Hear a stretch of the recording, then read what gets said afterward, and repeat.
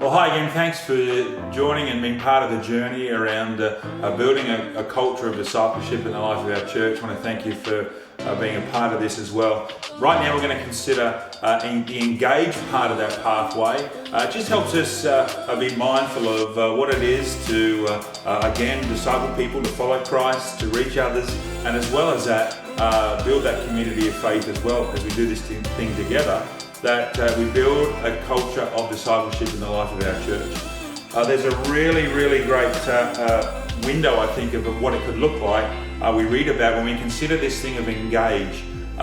When you think about Jesus and you think about the different opportunities, he engaged with individuals, he engaged with people who were broken, he engaged with people who were in upper class, he engaged with people in different rooms, he engaged with people in their homes, he engaged with people on the road, he engaged with people, in fields, he engaged with people in the temple, he engaged with people in so many different aspects. And as we think about engaging our culture and our community, Jesus gives us a really great example of what it is to follow him and to be fishers of men, as he described in Matthew 4. Hey, we want to engage our culture and our community for the good news of Jesus Christ and his kingdom. There's in Luke chapter 15, gives us again a great window or picture of what it is to engage our culture and our community. Luke 15 verses 1 and 2 says, "Now the tax collectors and sinners were all gathering round to hear him," that's Jesus. "But the Pharisees and the teachers of the law muttered, 'This man welcomes sinners and eats with them.'"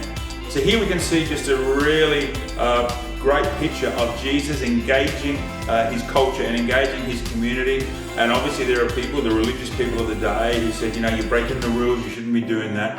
But Jesus, he eats with sinners, he engages with his culture and his community in such a way, in the same way that we should engage with our culture and our community.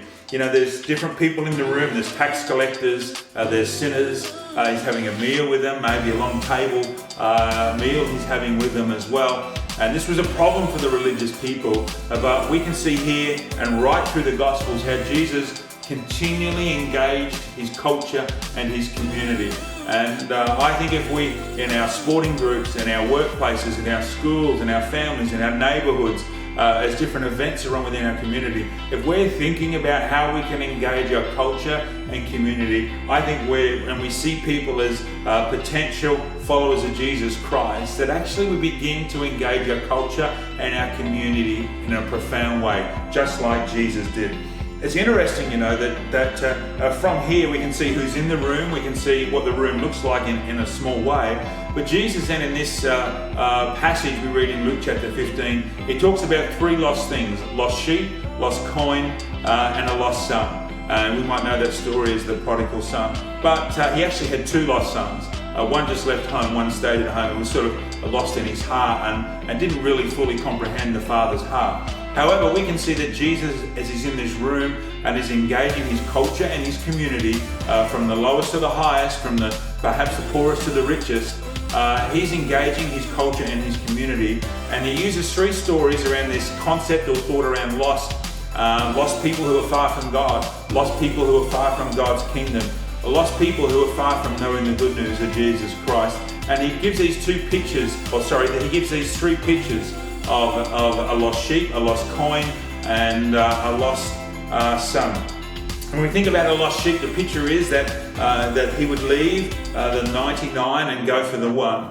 With this lost coin, there's this picture of a person's focus. Feel like there's nothing else going on, but I'm just focused on finding this lost coin. And we also see that with this picture of the lost son, that the father's waiting. He's waiting for his son to come home, and he sees his son at a distance.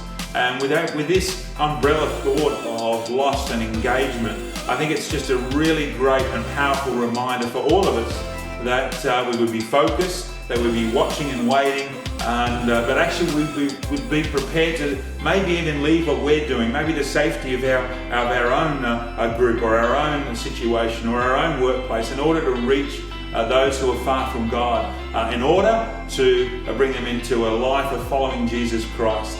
And so I just think that thought around engage engaging our culture and community. It's just a powerful step, or a powerful step in the pathway of discipleship.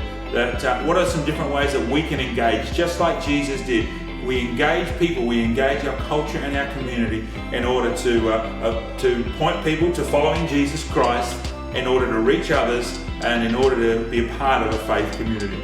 So I bless you in Jesus' name. I really pray that we start thinking around this thought of engaging our culture and our community, as we really look to grow a culture of discipleship in our church and in our nation.